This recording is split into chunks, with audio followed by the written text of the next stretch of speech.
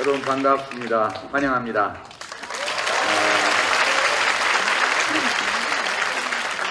말로 씨 노래가 괜찮았죠?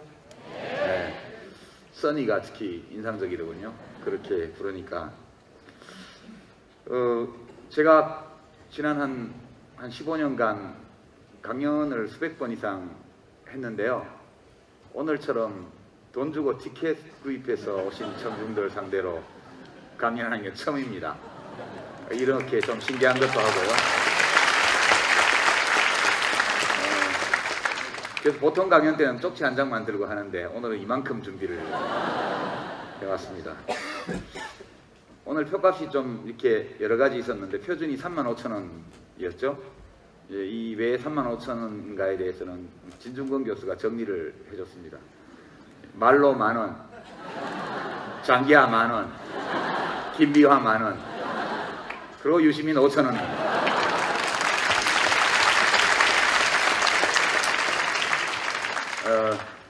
본격 강연 시작으로 영상을 하나 준비했습니다. 같이 보시죠. 예, 치했습니다.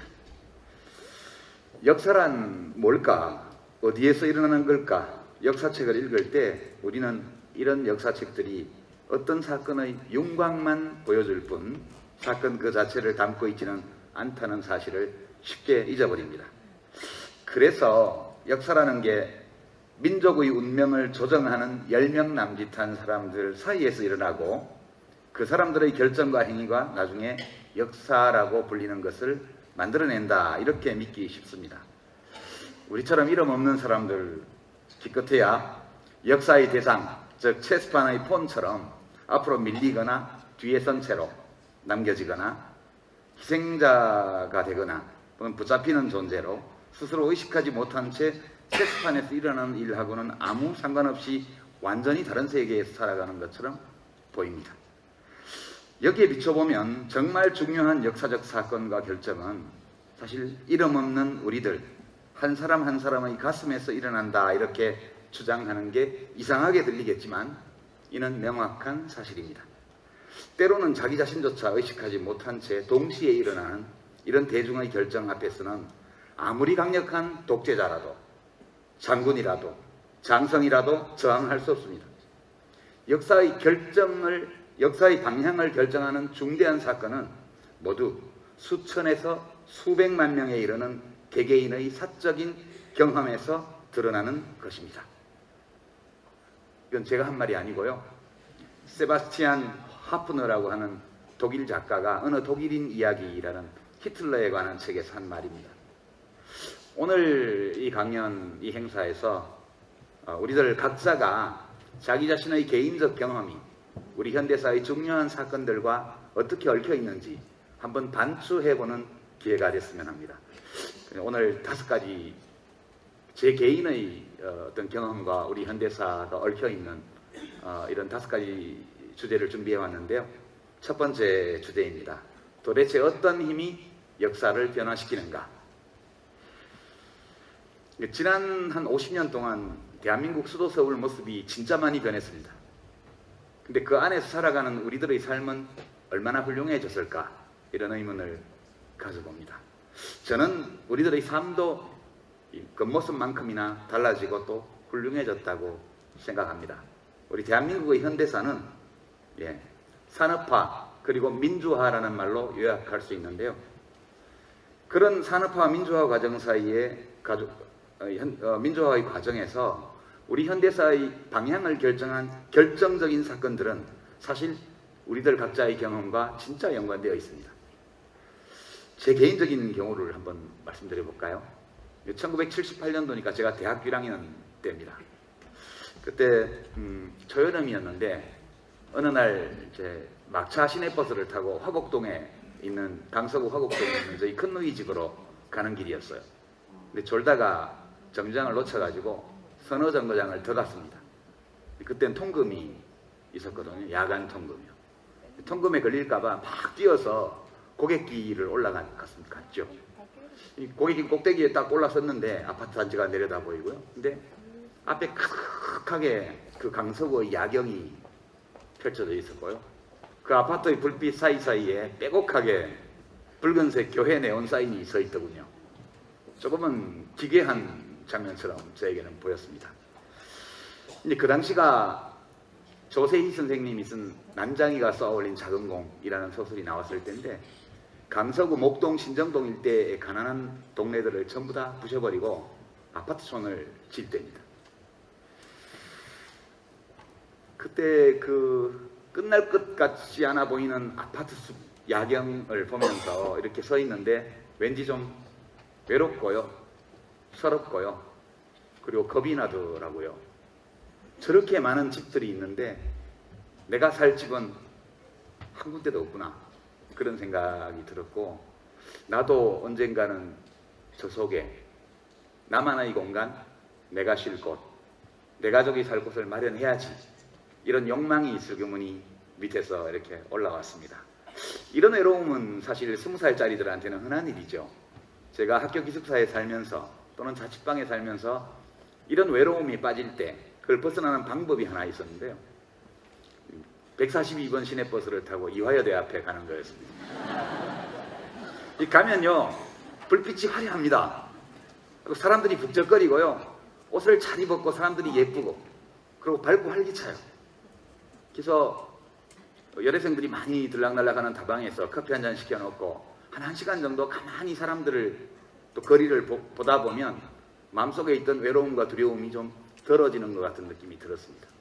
그럼 이제 다시 142번 버스를 타고 봉천동 자취방으로 돌아오곤 했죠.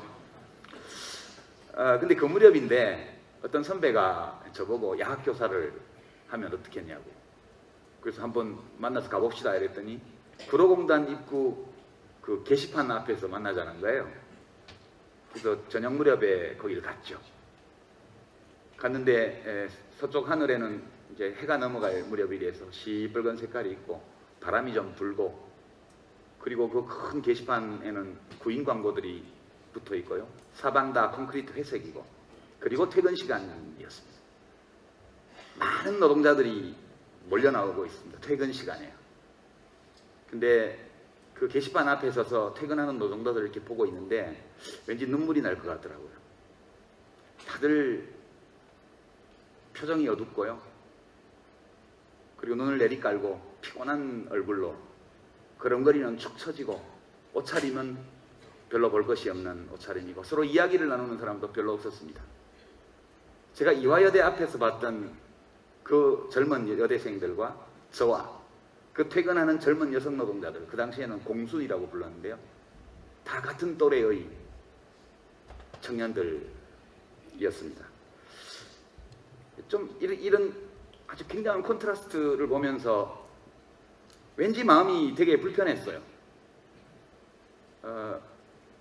그러니까 어떤 불편함이냐 하면, 그 도스토옙스키나 톨스토이의 제정 러시아를 배경으로 한 소설을 볼 때 느끼던 것과 같은 불편함이요. 거기 나오는 멋진 남자 주인공들은 대부분 귀족 청년들 아닙니까?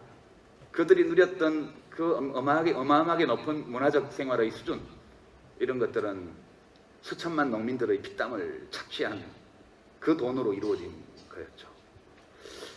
이 이대 앞에서 본 여학생들과 구로공단 앞에서 퇴근 시간에 본 그 여성 노동자들이 과연 같은 인종일까? 같은 나라에 살고 있을까? 같은 세대일까? 이런 것들이 몹시 의심이 되었습니다.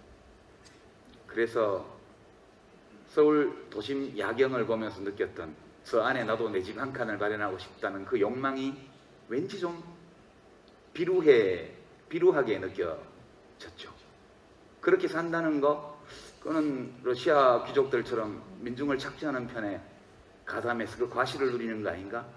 이런 번민이 있었습니다.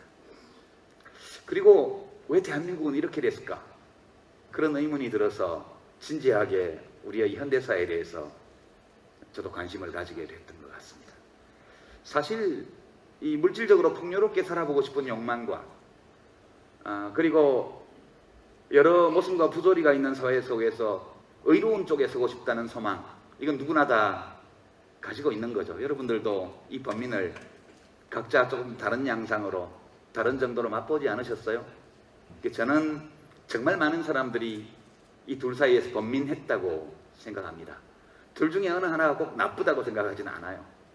이 욕망 쪽으로 기울어진 사람들은 정말 잘 살기 위해서 엄청난 노력을 했고요. 그것이 한국의 산업화를 이룬 동력이었습니다. 그리고 의로운 일을 해야 되겠다. 최소한 불의의 세력 쪽에, 악의 세력 쪽에 서지 말아야 되겠다는 그 소망을 강하게 가졌던 사람들이 우리 사회의 민주화를 이루어냈다. 저는 그렇게 생각합니다. 저는 수천만 국민들의 마음속에 있던 이 욕망과 소망, 이 두 가지가 서로 대립하고 얽히면서 우리의 현대사를 변화시켰다. 아까 체스판 동영상을 보면서 그 제가 인용한 말, 역사의 방향을 결정하는 중대한 사건들은 수백만 그런 이름 없는 사람들의 개인적 경험으로 드러난다고 이야기한 것이 바로 이런 게 아닐까? 그런 생각입니다. 두 번째 주제가 그렇다면 이 산업화의 역사를 우리가 어떻게 받아들여야 될까? 그 문제입니다. 여기 오신 분들은 저에 대해서 좀 좋게 생각하시는 분들이니까 대부분 사회의 진보 이런 걸 좀 바라시고요. 요즘 벌어지고 있는 여러 일들을 보면서 약간의 절망감, 인간에 대한 불신, 역사에 대한 환멸, 의심 이런 것들을 느끼고 계실 거예요. 근데 이 산업화의 역사를 생각하면 누가 생각납니까? 사람들이 제일 많이 얘기하는 게 박정희, 정주영, 이병철, 박태준, 김우중, 최종현 대부분 돌아가셨고 지금 김우중 씨만 지금 생존해 있죠. 이런 분들 중에서 이런 사람들을 떠올릴 수밖에 없어요. 역사라는 것은 역사책에도 그러하고 우리의 마음에도 그러하고 뭔가를 선택하는 거예요. 수많은 과거의 산업화와 관련된 사실들 중에서 사람들이 보통 중요하다거나 의미 있다고 생각하는 것들만 골라서 우리가 기억을 합니다. 그래서 역사는 어쩔 수 없이 일정 부분 뭔가를 이루거나 뭔가를 만들었거나 뭔가를 남긴 사람들을 중심으로 기록할 수밖에 없습니다. 그러다 보니까 산업화의 주역, 은인, 박정희 대통령과 그 참모들 10명 정도다. 이런 주장이 있죠. 과연 그럴까요? 그래서 박노해 시인이 쓴 작품 하나를 여기 가지고 왔습니다. 우선 이 작품을 한번 감상해 보죠. 눈으로만 보지 마시고요. 제가 읽어볼 테니까 여러분들도 약간 소리 내서 한번 읽어보시기 바랍니다. 손무덤, 박노해. 올 어린이날만은 안사람과 아들놈 손목 잡고 어린이 대공원에라도 가야겠다며 은하수를 빨며 웃던 정형의 손목이 날아갔다. 작업복을 입었다고 사장님 그라나다 승용차도 공장장님 로얄 살롱도 부장님 스텔라도 태워주지 않아 한참 피를 흘린 후에 타이탄 짐칸에 앉아 병원을 갔다. 기계 사이에 끼어 아직 팔딱거리는 손을 기름 먹은 장갑 속에서 꺼내어 36년 한 많은 노동자의 손을 보며 말을 잇는다. 비닐봉지에 싼 손을 품에 넣고 봉천동 산동네 정형 집을 찾아 서글한 눈매의 그의 아내와 초롱한 아들놈을 보며 차마 손만은 꺼내주지 못하였다. 훤한 대낮에 산동네 구멍가게에 주저앉아 쇠주병을 비우고 정형이 부탁한 산재관계책을 찾아 종로의 크다란 책방을 둘러봐도 엠병할 산더미 같은 책들 중에 노동자가 읽을 책은 두눈두눈 까 뒤집어도 없고 화창한 봄날 오후 종로거리엔 세련된 남녀들이 화사한 봄빛으로 흘러가고 영화에서 본 미국 상가처럼 외국 상표 찍힌 웬갓 좋은 것들이 휘황하여 작업화를 신은 내가 마치 탈출한 죄수처럼 쫄드만. 고층 사우나 빌딩 앞엔 자가용이 즐비하고 고급 여점 살롱 앞에도 승용차가 가득하고 거대한 백화점이 넘쳐 흐르고 프로야구장엔 함성이 일고 노동자들이 칼처럼 곤두세워 멋빠져라 일한 시간에 느긋하게 즐기는 년놈들은 왜 이리 많은지. 원하는 것은 무엇이든 얻을 수 있고 바라는 것은 무엇이든 이룰 수 있는 선진조국의 종로거리를 나는 ET가 되어 얼라간 미친놈처럼 헤매이다. 일당 4,800원짜리 노동자로 돌아와 연장노동 도장을 찍는다. 내 품속의 정형 손은 싸늘히 식어 푸르댕댕하고 우리는 손을 소주에 씻어 들고 양지 바른 공장 담벼락 밑에 묻는다. 노동자의 피땀 위에서 번영하는 조국을 향락하는 누런 척추의 손들을 일 안하고 놀고 먹는 하얀 손들을 묻는다. 프레스로 싹둑싹둑 짓잘라 원하는 눈물로 묻는다. 기쁨의 손짓으로 살아날 때까지 묻고 또 묻는다. 이게 여기 보면 80년대를 기억하게 하는 단어들이 나오죠. 은하수를 빨며, 은하수가 70년대 말 80년대 초의 담배 이름입니다. 그라나다 승용차 로얄 살롱 스텔라, 이게 지금 에쿠스, 그랜저, 소나타 이런 급입니다. 타이탄 트럭 이름이죠.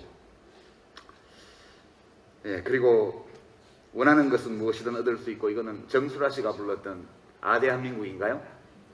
그 노래의 가사 일부입니다. E.T.가 대박을 쳐서 그 당시에는 E.T.가 유행이었고요. 이런 시대상들이 여기 읽힙니다만, 제가 이 시를 가지고 온 것은 박노해 시인의 초기 시들이 대부분 그랬던 것처럼 잘 살아보세요라는 구호를 내걸고 이 드라이브를 걸었던 산업화의 이면에 우리가 기억해야 될 것이, 사실 그것을 이끌었던 몇몇 위인들의 이름과 얼굴이 아니고, 그 과정 속에서 정말 베트남 전쟁 참전 용사들이 전쟁터에서 죽은 것보다 훨씬 더 많은 사람들이 죽어나가고, 하루에 잘라지는 손가락과 손목까지 잘린 손들의 양이 어마어마하게 나오던 그 시절의 이야기입니다. 사실 물질이 중요하죠. 그냥 물질이 좋아서가 아니라 우리가 자유롭게 내가 살고자 하는 삶을 살려고 할 경우에 물질이 너무 결핍되어 있으면 그 자유를 누릴 수가 없습니다. 물질의 극단적인 결핍이라는 것은 억압이에요. 그래서 잘 살아보세요라는 것은 저는 어떤 비천한 욕망이라든가 이것만으로 봐서는 안 되고, 물질의 극단적 결핍이 주는 두려움과 고통, 그 억압에서 벗어나고자 하는 당연한 욕망의 표현이라고 저는 생각합니다.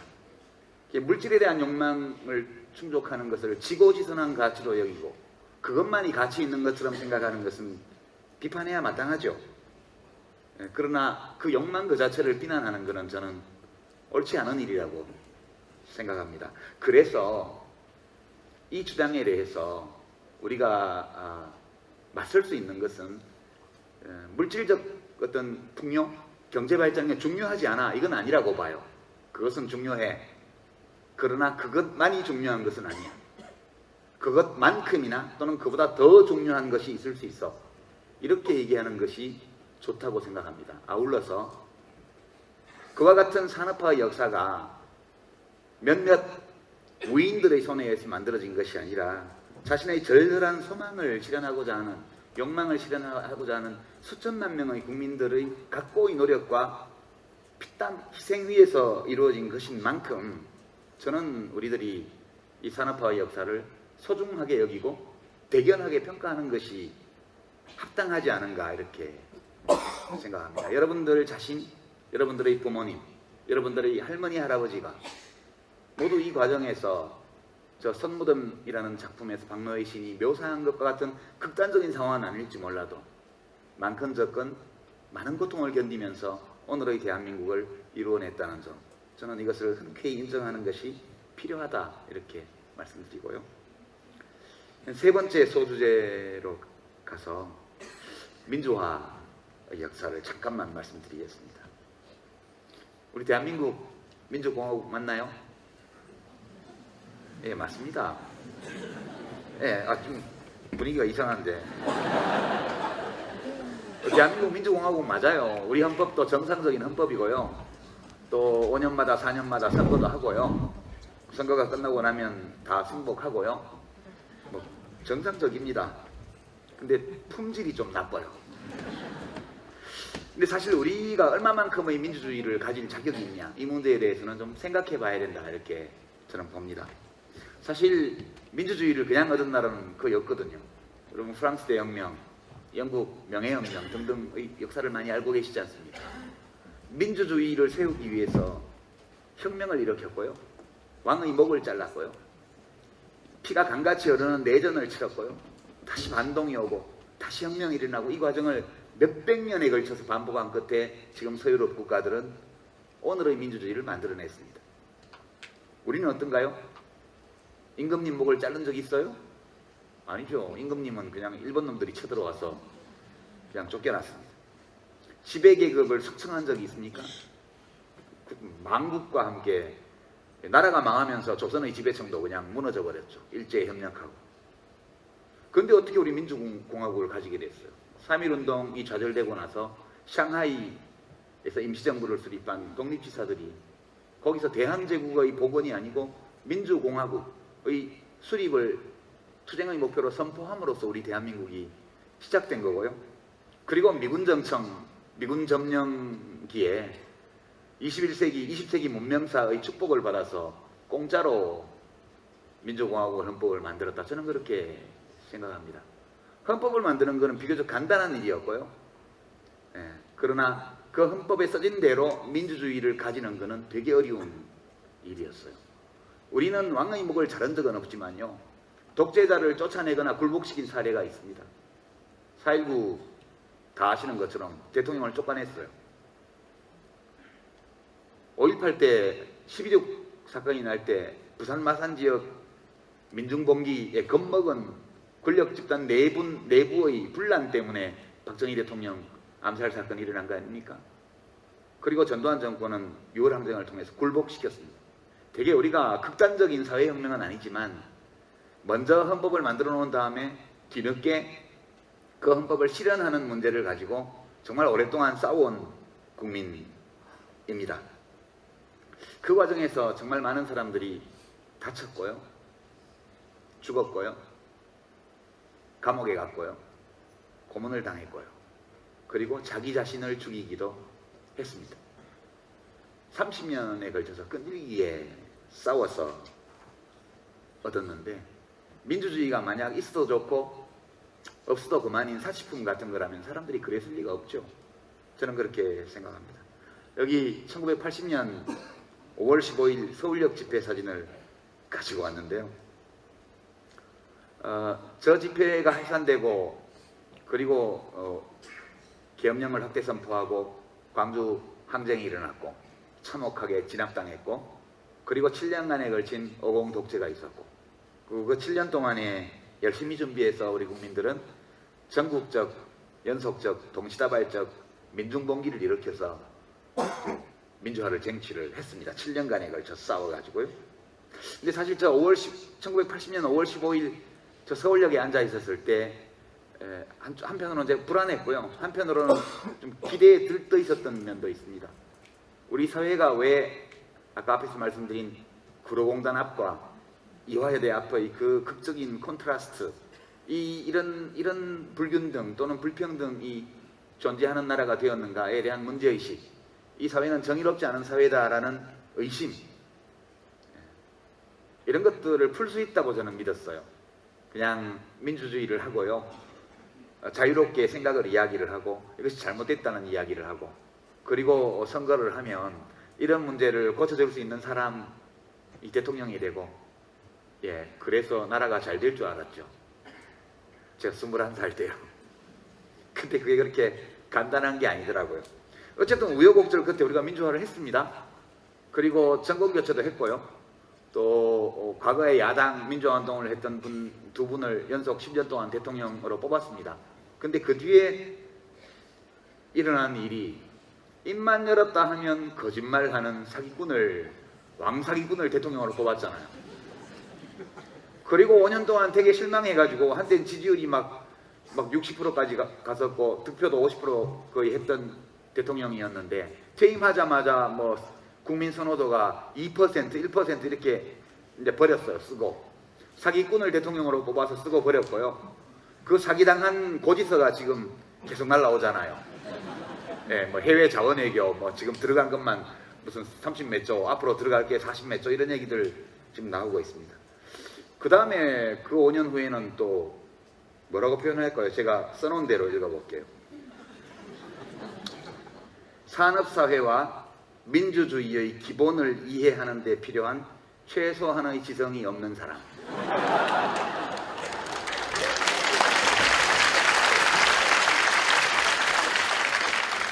을 뽑았습니다. 그리고 없애야 될 게 있는 사람하고 있어야 될 게 없는 사람이 번갈아 5년씩 대통령을 하면서 헌법을 무시하고 국가를 사유화하려고 했습니다. 한 사람은 수익 모델을 창출하려고 했고요. 한 분은 이념적으로 국가를 사유화하려고 하고 있죠. 그럴 때 우리 민주주의는 흔들립니다. 지금 심하게 흔들리고 있어요. 우리 민주주의는 튼튼하지 않고 굉장히 취약합니다. 이렇게 하고 있는데 우리끼리 웃죠. 근데 이런 대통령을 국정수행 잘한다고 대답하는 국민이 50% 가까이 돼요. 웃기죠. 웃긴다고 생각해요. 저는 웃긴다고 생각하거나 아니면 화가 나거나 아니면 좌절감을 느끼거나 아마 셋 중에 하나이실 가능성이 많아요. 여러분들이. 근데 저도 이걸 어떻게 봐야 될지를 굉장히 고민했습니다.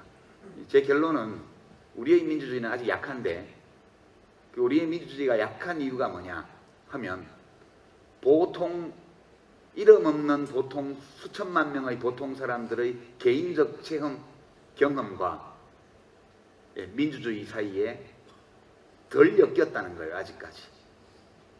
민주주의가 얼마나 중요한 것인지, 민주주의가 모든 문제를 좋게 해결해주는 필요충분 조건은 아니지만 우리 사회의 문제들을 해결하고 대한민국을 좀 더 훌륭한 나라로 만드는데 필요조건이라는 거, 이런 것들에 대한 인식이 아직 좀 부족하기 때문이라고 저는 생각합니다. 그 민주주의는 국가의 정의를 실현하는 데 필요한 실현하는 필요충분 조건이 아니고요. 그냥 필요조건이에요. 이 필요조건을 필요충분 조건으로 바꾸는 비결이 뭐냐? 그것은 국민들 개개인의 체험이라고 저는 생각해요. 우리에게는 아직 체험에 필요한 시간들이 남아있다고 저는 생각합니다. 어찌 보면 오늘의 현실 앞에서 절망감, 비탄, 좌절감, 인간에 대한 환멸, 국민에 대한 불신 이런 걸 느끼는 우리들의 마음은 좀 너무 급한지도 모르겠다. 그런 생각을 합니다. 위로가 될 사례를 하나 말씀드릴게요. 1918년 제1차 세계대전이 끝나갈 무렵에 독일 국민들이 혁명을 일으켜서 제3, 제2 제정을 타도하고 그리고 바이마르 공화국이라는 불리우는 그런 민주주의 정부를 수립을 했습니다. 그리고 15년 후에 나치가 선거를 통해서 권력을 히틀러가 잡았고요. 그러고 나서 600만 명의 유대인 학살, 전쟁, 독재 이것을 약 12년간 경험합니다. 똑같은 국민이에요. 바이마르 공화국을 세웠던 국민이 나치를 지지했고요. 히틀러를 지지했고요. 히틀러의 전쟁과 학살 이런 것들을 다 지지했고 그 명령에 다 따랐습니다. 그리고 나서 전쟁이 끝나고 나서 그때와는 완전히 다른 현대적인 독일 사회를 만들어냈습니다. 오늘날 우리가 부러워하는 민주주의 제도가 사회정의를 실현하는 완벽하지는 않지만 상당한 정도의 효력을 가진 필요충분 조건이 되어 있는 나라, 이렇게 우리가 독일을 이해하는데요. 이 독일이 불과 60년 전에 그렇게 끔찍한 참극을 겪었던 나라라는 사실, 여러분들에게 위안이 될지 모르겠습니다. 그 야만과 굴종과 치욕과 끔찍한 국가범죄의 도가니를 통과하고 나서야 독일 시민들 개개인이 나의 삶과 국가의 미래와 그리고 민주주의 사이에 어떤 관계가 있는지를 각자의 체험으로 알게 되었다는 뜻입니다. 저는 우리 사회가 조금 더 긴 가시밭길을 가야 할 거라고 보고요. 그리고 우리들 각자가 개개인의 저마다의 체험을 기반으로 해서 역사의 방향을 결정짓는데 참여하려고 하는 결정적인 싸움의 순간들이 올 것이라고 생각합니다. 그렇게 보고 너무 비탄에 빠지지 마시기 바랍니다. 네 번째 주제는요, 민주주의가 무슨 상관이랑 나만 잘 살면 되지, 이런 문제에 대해서 좀 말씀드리겠습니다.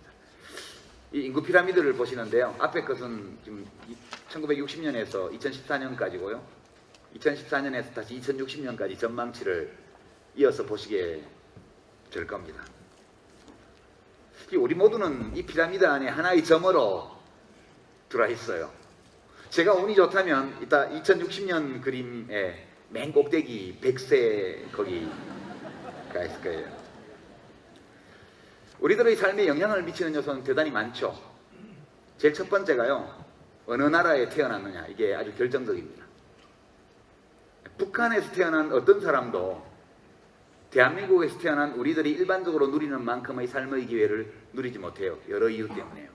또는 요즘 에볼라가 창궐하고 있는 시에라리온이라든가 뭐 자이레라든가 이런 서아프리카 국가에서 태어난 사람도 마찬가지입니다. 국가가 그 사람의 인생의 거의 절반을 결정하고요. 그 다음에 어떤 할아버지, 어떤 아버지, 어머니를 만나느냐. 요즘은 상속이 중요하니까요. 그 중요한 영향을 미치고요. 그 다음에 어떤 생물학적 특성과 재능을 가지고 태어났느냐. 이것도 굉장히 중요합니다. 근데 다른 건 못 바꿔요. 여러분 가지고 태어난 유전자를 바꿀 수 있습니까? 못 바꾸잖아요. 부모를 바꿀 수 있어요? 못 바꾸잖아요. 근데 뭘 바꿀 수 있습니까? 국가는 바꿀 수 있어요. 실제로 국가가 훌륭하지 않으면 시민들 개개인이 훌륭한 삶을 누릴 기회가 별로 없습니다. 1959년에 제가 태어났을 때 책에도 써놨는데 1959년 현재 1959년 출생자의 기대 여명 예상되는 평균 수명이 55년이었습니다. 제가 지금 55년을 살았거든요. 이미 평균치만큼 살았고요. 앞으로 살 인생은 덤이에요. 2014년 현재 태어나는 애들은 80년을 살 걸로 예측됩니다. 이 이야기는 뭐냐? 저희 세대가 또는 뭐 저는 이미 애 낳을 나이가 지났으니까 지금 한 30대들이 이제 애를 낳죠. 그럼 우리 세대가 우리 다음 세대에게 25년의 삶을 더 준 거예요. 우리 할아버지 할머니한테서 내가 받은 것은 55년이었는데 우리 세대는 우리 자녀들에게 80년을 준 거예요. 한 50년 사이에 수명을 25년을 늘려놨으면 대단한 거 아니에요? 저는 대단한 거라고 봐요. 그래서 이 점에 관해서는 청년들이 기성세대에 대해서 감사를 느껴야 마땅하다고 생각하고요. 그렇잖아요. 그 원인이 뭐냐를 따져보면 그것은 국가가 훌륭해졌기 때문이에요. 소득이 올라가서 영양 상태가 개선됐고요. 국가 보건정책의 결과 전염병과 이런 상하수도 관리 이런 걸 잘해서 전염병을 다 퇴치했고요. 그 다음에 각자 소득 수준이 높아진 데 따라서 개인위생이 향상됐고요. A급은 아니지만 B급 정도의 국민건강보험제도와 의료산업 발전 덕분에 웬만해서는 죽지 않아요. 고신의 철시 사건처럼 의사가 터무니없는 그런 잘못을 저지르지 않는다면 웬만한 병으로는 병원에 가서 죽지 않습니다. 그러니까 이것은 뭐 때문이냐? 그것은 국가가 훌륭해졌기 때문이에요. 55년 전과 지금은 비교할 수 없을 만큼 모든 면에서 국가가 달라졌습니다.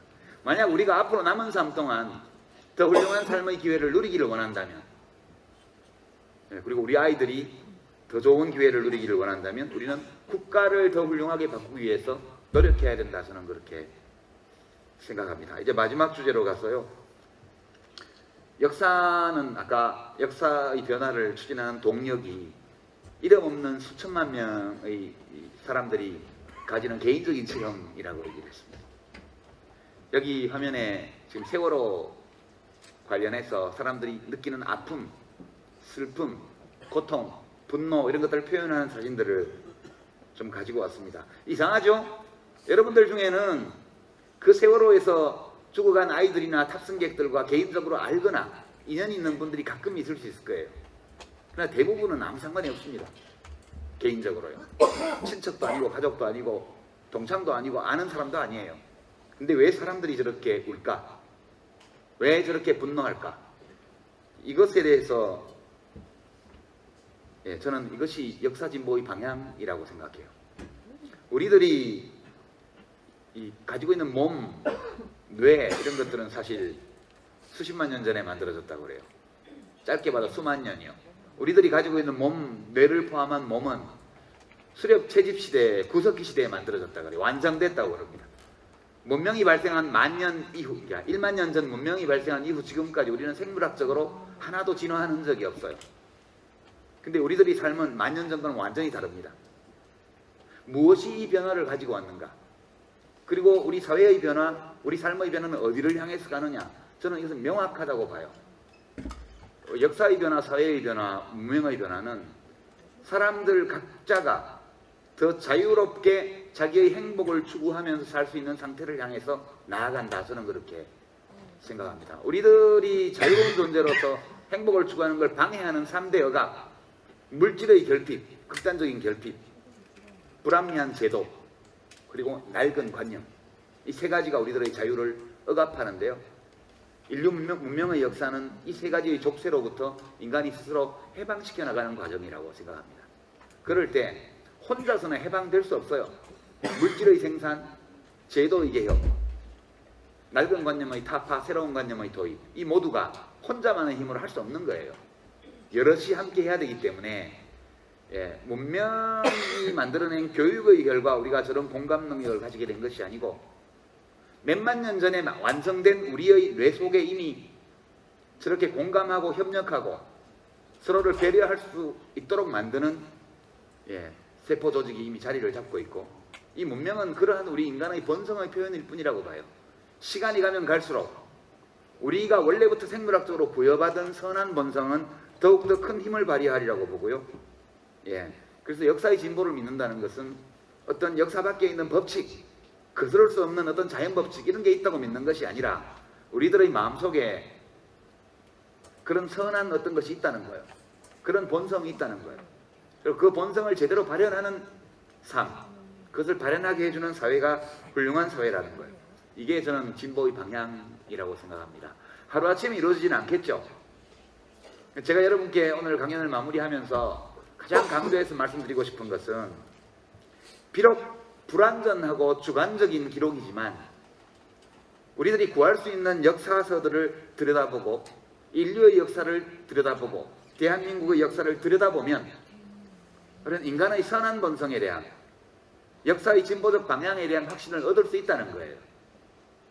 때로 뒷걸음질 치는 것처럼 보이는 어떤 시기, 이런 것들은 더 크게 도약하기 위해서 개구리가 다리를 움츠리는 것처럼 그렇게 하는 과정이라고 저는 믿습니다. 여러분들의 삶이, 우리들의 삶이 다 역사가 되는 것이고요. 우리 대한민국 땅에서 한 사람이라도 더 많은 사람이 자신의 이런 선한 본성을 믿고 알고 그것을 표현하기 위해서 노력할 때, 그때 우리 대한민국은 정치, 사회, 경제, 문화적으로 한때 그러했던 것처럼 점프를 하는 날이 올 것이다, 이렇게 생각합니다. 여러분 마음속에 에너지를 비축하시고요, 함부로 낭비하지 마시고요, 차곡차곡 쟁여놓으셨다가 역사의 방향을 결정짓는 중요한 사건이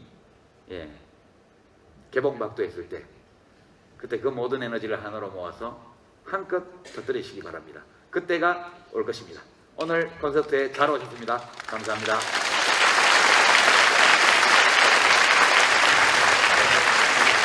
보다 보면 마음속에 있던 외로움과 두려움이 좀 덜어지는 것 같은 느낌이 들었습니다. 그럼 이제 다시 142번 버스를 타고 봉천동 자취방으로 돌아오곤 했죠.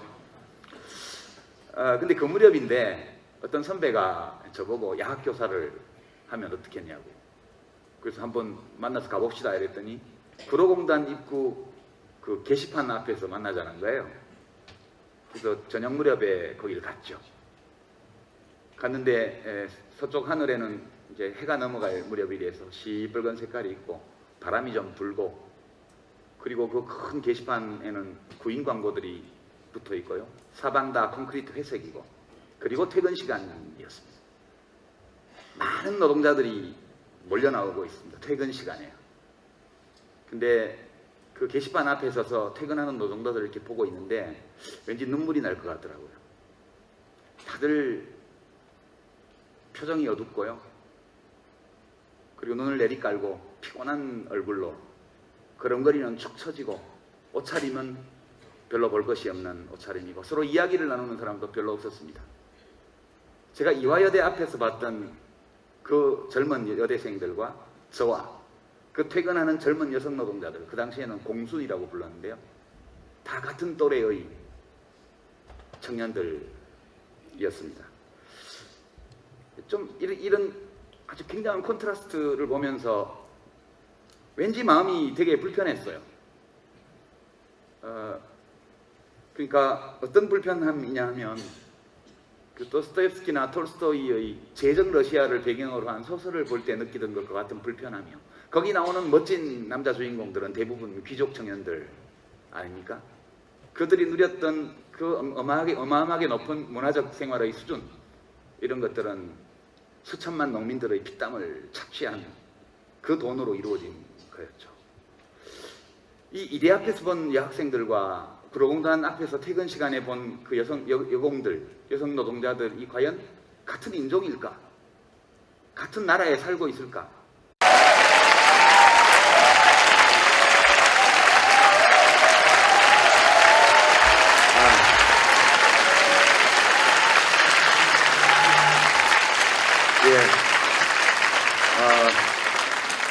여러분 반갑습니다. 환영합니다.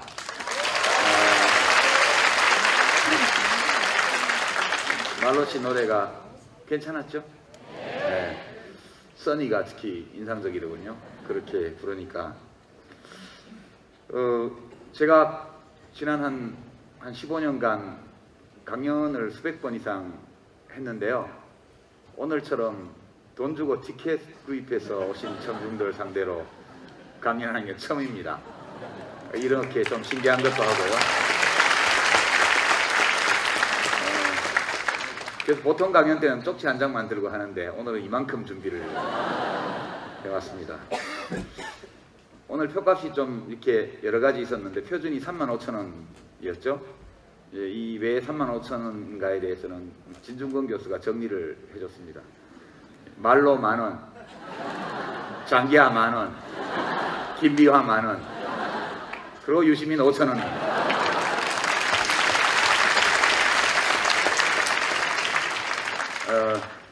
본격 강연 시작으로 영상을 하나 준비했습니다. 같이 보시죠. 예, 치했습니다. 역사란 뭘까? 어디에서 일어나는 걸까? 역사책을 읽을 때 우리는 이런 역사책들이 어떤 사건의 윤곽만 보여줄 뿐 사건 그 자체를 담고 있지는 않다는 사실을 쉽게 잊어버립니다. 그래서 역사라는 게 민족의 운명을 조정하는 10명 남짓한 사람들 사이에서 일어나고 그 사람들의 결정과 행위가 나중에 역사라고 불리는 것을 만들어낸다, 이렇게 믿기 쉽습니다. 우리처럼 이름 없는 사람들 기껏해야 역사의 대상, 즉 체스판의 폰처럼 앞으로 밀리거나 뒤에 선 채로 남겨지거나 하는 경우를 한번 말씀드려 볼까요? 1978년도니까 제가 대학교 1학년 때입니다. 그때 초여름이었는데 어느 날 이제 막차 시내버스를 타고 화곡동에 있는 강서구 화곡동에 있는 저희 큰누이 집으로 가는 길이었어요. 근데 졸다가 정류장을 놓쳐가지고 선어 정거장을 더 갔습니다. 그때는 통금이 있었거든요. 야간 통금이요. 통금에 걸릴까봐 막 뛰어서 고객길을 올라갔죠. 고객길 꼭대기에 딱 올라섰는데 아파트 단지가 내려다 보이고요. 근데 앞에 크게 그 강서구의 야경이 펼쳐져 있었고요. 그 아파트의 불빛 사이사이에 빼곡하게 붉은색 교회 네온 사인이 서 있더군요. 조금은 기괴한 장면처럼 저에게는 보였습니다. 근데 그 당시가 조세희 선생님이 쓴 난장이가 쏘아올린 작은 공이라는 소설이 나왔을 때인데 강서구 목동 신정동 일대의 가난한 동네들을 전부 다 부셔버리고 아파트촌을 질 때입니다. 그때 그 끝날 것 같지 않아 보이는 아파트 숲 야경을 보면서 이렇게 서 있는데 왠지 좀 외롭고요, 서럽고요, 그리고 겁이 나더라고요. 저렇게 많은 집들이 있는데 내가 살 집은 한 군데도 없구나, 그런 생각이 들었고, 나도 언젠가는 저 속에 나만의 공간, 내가 쉴 곳, 내 가족이 살 곳을 마련해야지, 이런 욕망이 있을 경우니 밑에서 이렇게 올라왔습니다. 이런 외로움은 사실 20살짜리들한테는 흔한 일이죠. 제가 학교 기숙사에 살면서 또는 자취방에 살면서 이런 외로움이 빠질 때 그걸 벗어나는 방법이 하나 있었는데요. 142번 시내버스를 타고 이화여대 앞에 가는 거였습니다. 이 가면요, 불빛이 화려합니다. 그리고 사람들이 북적거리고요, 옷을 잘 입었고 사람들이 예쁘고, 그리고 밝고 활기차요. 그래서 여대생들이 많이 들락날락하는 다방에서 커피 한 잔 시켜놓고 한 1시간 정도 가만히 사람들을, 또 거리를 보고 같은 세대일까, 이런 것들이 몹시 의심이 되었습니다.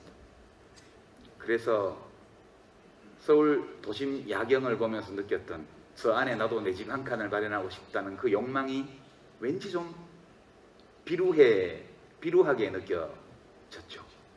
그렇게 산다는 거, 그거는 러시아 귀족들처럼 민중을 착취하는 편에 가담해서 그 과실을 누리는 거 아닌가? 이런 번민이 있었습니다. 그리고 왜 대한민국은 이렇게 됐을까? 그런 의문이 들어서 진지하게 우리의 현대사에 대해서 저도 관심을 가지게 됐던 것 같습니다.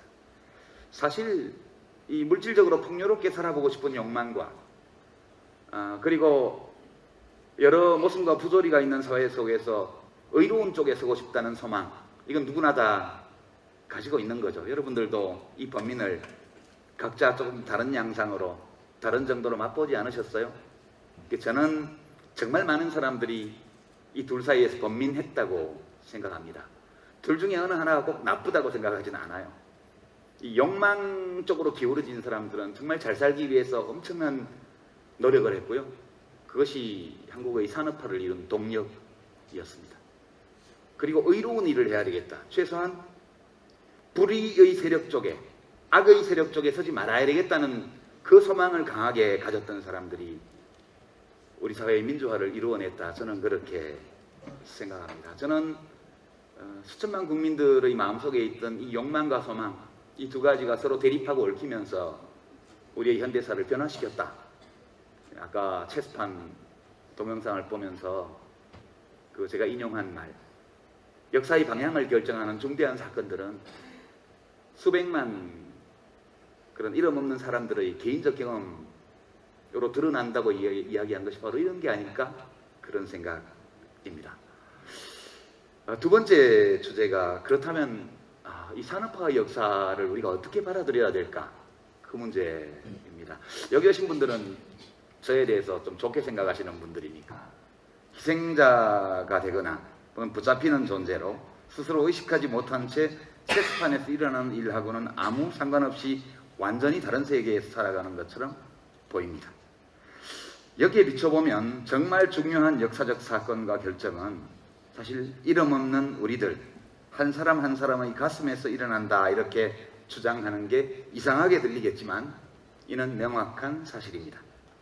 때로는 자기 자신조차 의식하지 못한 채 동시에 일어나는 이런 대중의 결정 앞에서는 아무리 강력한 독재자라도, 장군이라도, 장성이라도 저항할 수 없습니다.